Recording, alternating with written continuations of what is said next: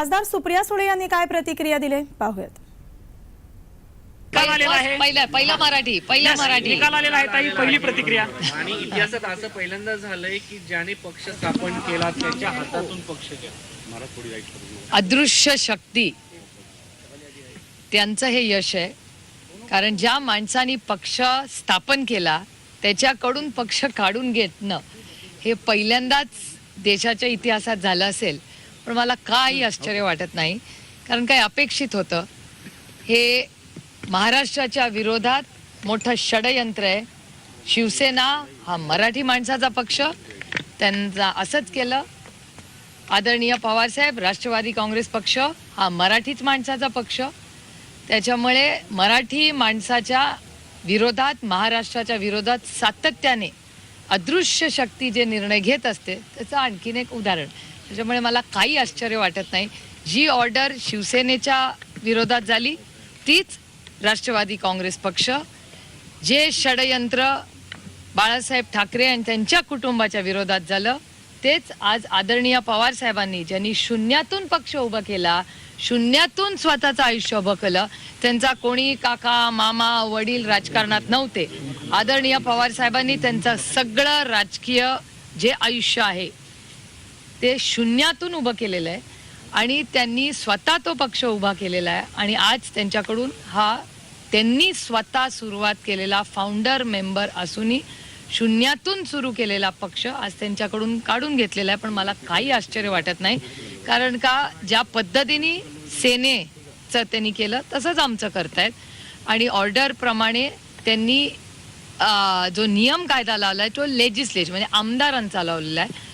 आज सुप्रीम कोर्टाचं जर तुम्ही ऑर्डर आधीची वाचली असेल तर त्याप्रमाणे लेजिस्लेटिव्ह स्ट्रेंथ म्हणजे आमदारांचं जी स्ट्रेंथ आहे, जो नंबर आहे त्याच्यावरनं पक्ष ठरत नाही, संघटना ठरवते. त्याच्यामुळे अर्थातच संघटना ही आदरणीय पवार साहेबांबरोबर आहे. त्याच्यामुळे आम्ही या ऑर्डरच्या विरोधात सुप्रीम कोर्टात जाणार. तर ताई, शिवसेनेच्या केसमध्ये निकाल देताना असं म्हटलं होतं त्यांनी घटना सबमिट केलेली नाहीये म्हणून त्यांनी आमदारांची संख्या विचारात घेतली होती. आपल्या केसमध्ये काय त्यांनी आमच्या केसमध्ये घटनाच्या प्रमाणेच सगळं झालेलं आहे.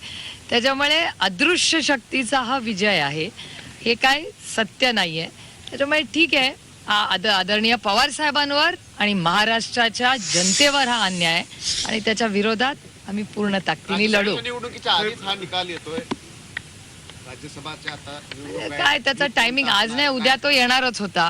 आणि साधारणपणे त्यांनी जे शिवसेनेबरोबर केलं तेच आदरणीय पवार साहेबांच्या बाबतीत करतील. त्याच्यामुळे मला तरी फारच ह्याच्यात काय आश्चर्य वाटत नाही. याच्या अगोदरचा निकाल लागला. एकनाथ शिंदे आणि उद्धव ठाकरे यांचं रक्ताचं नातं नव्हतं, मात्र ते रक्ताचं नातं होतं. ज्या हाताला तुम्ही राखी बांधली त्याच्याकडे आता हा पक्ष जातोय. काय भावना आहे? ठीक आहे, हा माझा राजकीय विषय, हा माझा वैयक्तिक विषय नाही.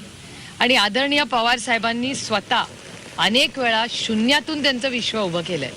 जर पवार साहेब 60व्या वर्षी शून्यातून त्यांनी राष्ट्रवादी काँग्रेस पक्ष उभी केली, पुन्हा करतील, उमेदीने पुन्हा करू, त्याच्यात काय. आणि एवढं केलं तरी आम्ही सुप्रीम कोर्टात जाणारच आहोत, कारण का शेवटी हा पक्ष आदरणीय पवार साहेबांचाच आहे हे सगळ्या देशाला माहिती आहे. त्याच्यामुळे त्याच्यात काही नवीन नाही. पण ठीक आहे, ज्या पद्धतीने त्यांच्याकडून तो काढून अदृश्य शक्तीने ओरबाडून घेतलेला आहे, ठीक आहे, हरकत नाही. सुप्रीम कोर्टाकडून अपेक्षा आहेत का? कारण शिवसेनेची केस जवळपास वर्षभर झालं सुप्रीम कोर्टामध्ये आहे, त्यांचा निकाल अजून लागलेला नाही म्हणून हा प्रश्न.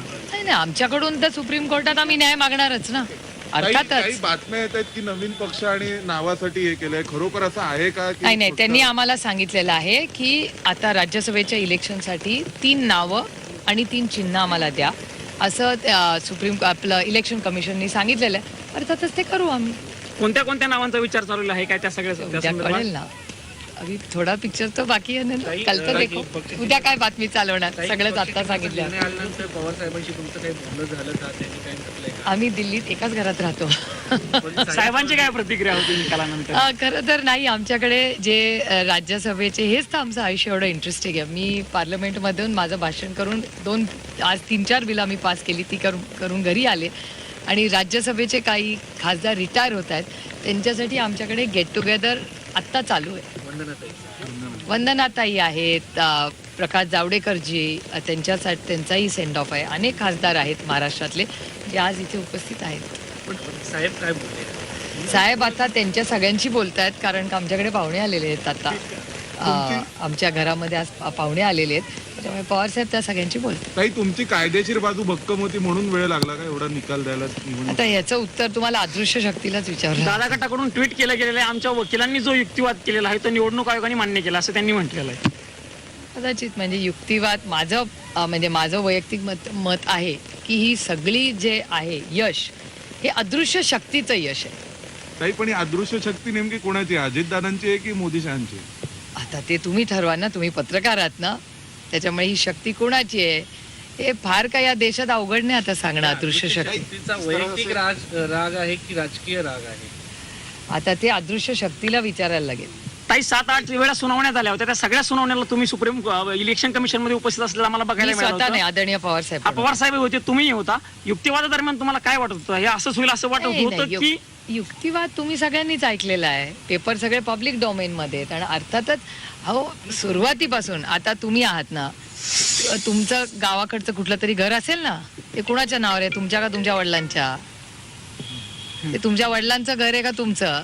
तुमच्या वडिलांचं जे घर आहे ते तुमच्या वडिलांच्या नावावर आहे ना, त्याच्यातून तुम्ही वडिलांना काढून टाकणार का? ते तुम्ही पण विचार करायला पाहिजे ना या गोष्टीचा. ज्या माणसाने पक्ष स्थापन केला तर तो आदरणीय पवार साहेबांनी स्थापन केला. इलेक्शन कमीशन का जो जजमेंट आया है उसके ऊपर एक मिनिट, मराठी झाले का सगळे? मराठी प्रश्न काय? पक्ष नावासाठी आणि याच्यासाठी काही फायनल निर्णय नाही झालेला ना अजूनपर्यंत? नाही नाही, आता तर ऑर्डर 10 मिनिटापूर्वी आली आहे. चिन्ह आणि नाव. आता 10 मिनिटापूर्वीच ऑर्डर आली आहे, चर्चा करू. पण पुढची सगळी लढाई लोकसभा आणि सर्व जे काही असेल त्या स्टेटस होईल. बघूया ना, इलेक्शन कमिशनचं 140 पानाची ऑर्डर आहे, ती सगळी आम्हालाही वाचायला लागेल, उद्या वाचायला लागेल. त्यातून बघूया ना काय काय होतं. ताई फडणवीसांचं ट्विट आलेलं आहे, फडणवीसांनी अभिनंदन केलेलं आहे अजित पवारांचं. हा, अर्थातच दुसरं काय करणार. त्याच्याबरोबर त्यांना सांगा का इंटू ब्रॅकेट अदृश्य शक्तीला पण कॉम्प्लिमेंट करा, एकटाच त्यांना कशाला.